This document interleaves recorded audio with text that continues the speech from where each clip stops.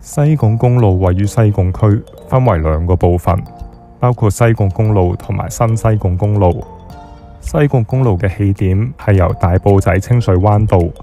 去到西貢市中心嘅普通道同埋油麻埔街，而新西貢公路就係連接新西貢公路迴旋處同埋西貢公路嘅路段。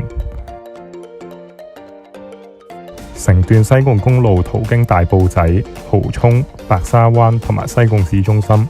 總長度有6.1公里。而新西貢公路嘅長度就係670米。呢兩條嘅公路都係往返西貢市郊、東九龍同埋將軍澳嘅唯一道路。全段西貢公路嘅每日交通流量達到25000架次，交通非常之繁忙。兩條公路都被香港運輸署界定為郊區公路，用嚟疏導比較少嘅人口密集區或者市民成日去嘅康樂區，去到主要嘅道路網。雖然西貢公路名叫公路，但係佢唔係快速公路，佢嘅車速限制淨係喺時速50公里，而香港嘅快速公路嘅限制可以達到時速70至110公里。喺二戰之前，西貢嘅鄉郊地區係冇正規嘅路，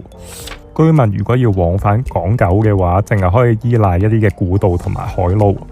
由西貢市出發嘅陸路小徑，要經北港、打蠔墩、蠔涌、北圍、黃經仔去到九龍城，沿途崎嶇不平，啲車都好難去行。對於唔習慣行山嘅人嚟講，係非常之唔方便。如果選擇海路，就可以去搭原發小輪，由西貢碼頭經糧船灣同埋滘西去往返筲箕灣。香港政府亦都喺30年代計劃去修建一啲連接西貢嘅新路。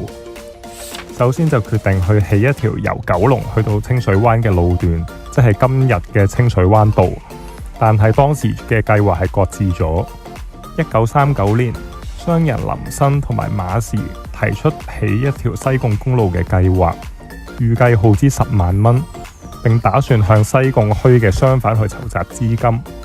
佢哋仲計劃向政府申請為期10年嘅專利，向道路嘅使用者去徵收牌照費，亦都邀請咗九龍汽車公司去投標經營巴士嘅路線。1940年，政府開始去起西貢公路，但係喺二戰期間工程進展停頓。當時嘅西貢係抗日嘅基地，軍政府亦都因為咁喺清水灣道嗰度開闢咗一條泥路，去俾啲吉普車去通過。而呢一條嘅泥路亦都成為咗今日西貢公路嘅前身。二戰之後，英軍為咗報答西貢民眾嘅奮勇抗敵，決定將呢條泥路改建成正規嘅公路。工程由英國嘅海軍中尉約翰雲恩波茲負責。由於波茲中尉嘅姓同埋當時好興嘅軍糧香腸品牌夏林 K 波茲個名一樣，而中尉本人亦都好中意嗰款香腸，所以中尉亦都被啲同袍去昵稱做夏林。1948年呢條公路起好嘅時候，正式嘅名亦都沿用咗呢個昵稱。1960年代，隨住港英政府發展西貢區，西貢公路已經冇辦法滿足到行車嘅需求。香港政府着手咁擴闊咗西貢公路，修直咗一啲彎曲嘅路段，並喺一啲地勢起伏嘅地方加高咗路基。自1961年起，西貢公路終於實現咗雙線雙程嘅行車。1990年代，西貢公路實施咗大型嘅改善計劃，改良咗區裏面嘅路，例如喺南邊圍路同埋西貢中心小學之間起咗一個迴旋處，並起咗一條全長670米嘅新雙線雙程嘅行車路，去連接西貢公路窩尾段。呢條新路喺2002年通車，並取名做新西貢公路。新西貢公路令到啲車唔需要再經過被稱為長命斜嘅西貢公路路段。新嘅路段有比較少嘅急彎同埋坡道，